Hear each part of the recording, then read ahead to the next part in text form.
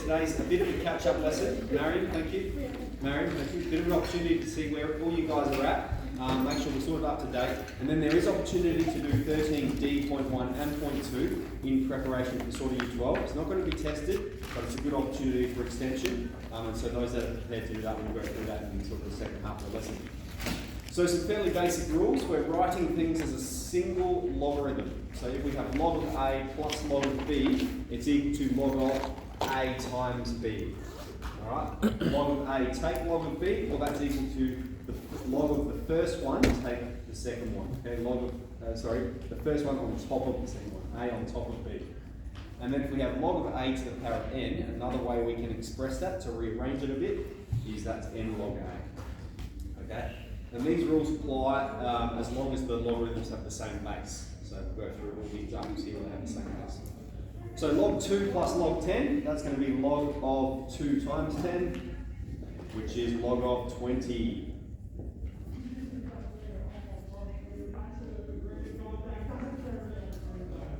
Do you want to shut the door there for me, Jensen? That'd be good, thank you. We've got log of 120 take log 6. So that's our second rule here. It's going to be the first one on the second one. Log of 120 on 6. 120 divided by 6. 20 as well.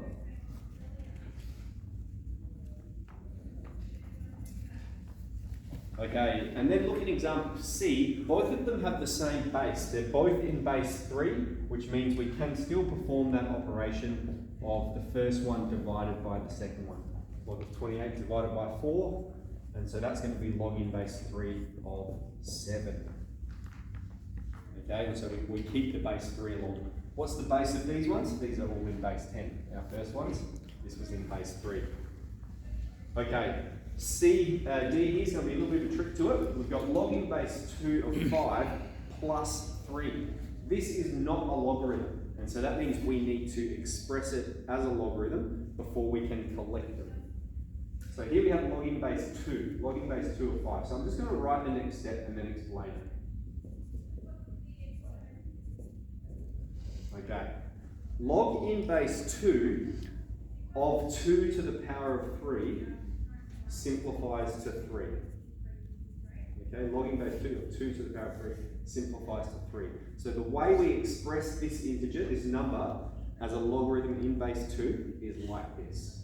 Alright, and that would simplify to be log in base 2 of 8. 2 to the power of 3 is 8. Okay, so we sort of have to think a little bit backwards there. We have to think a little bit backwards. Log in base 2 to the 3 simplifies to 3. So we're starting with 3 and we need to express it as a logarithm in base 2. We'll come across a few of these, so we'll get to practice that a bit. So now they've both got the same base and we're just doing the addition rule. Log in base 2 of 5 times 8. The final answer, log in base 2 of 40. Okay. In E, we've got 3 log 2 plus 2 log 3.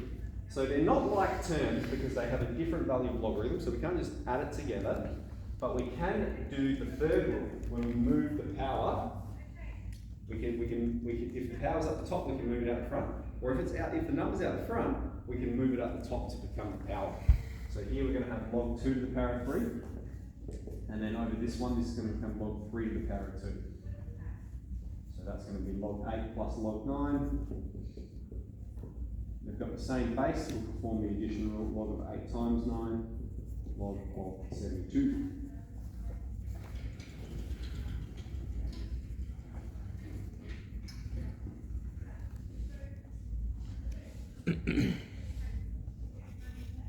Okay. Back over here, we just asked to simplify this, so we're going to use our laws of logarithms. We want to express both of these, because they're both expressed in base 3, as a power of 3. So the first one is going to be 3 to the power of 2, and the second one is going to be 3 to the power of 4. 3 to the power of 4 is 81. That's one that we're starting to get a fair bit of exposure to. We've seen that a bit. Okay. Then from here, there's two paths we can take, and the reason they generate the same answer is because of the laws of logarithms. So I've said if we have the power we can write that out the front, can't we? We could express this. That's our third log law. Okay, you can bring that power out the front. Okay, so we've got that at the top, and then at the bottom we've got 4 logging base 3 of 3. Okay, so we've got 2 times logging base 3 of 3, and we've got 4 times logging base 3 of 3. We've got the same thing at the top and the bottom, so they can cancel. We're left with 2 divided by 4, which is half. Okay, so I'm only going to demonstrate that process because that's the one you perform when you get to these questions. Okay, so what did we do? We had to express this to bring the power out front so that we could cancel the same thing at the top and the bottom. Okay, question 3. We've got show that log of 1 on 25 equals minus 2 log 5.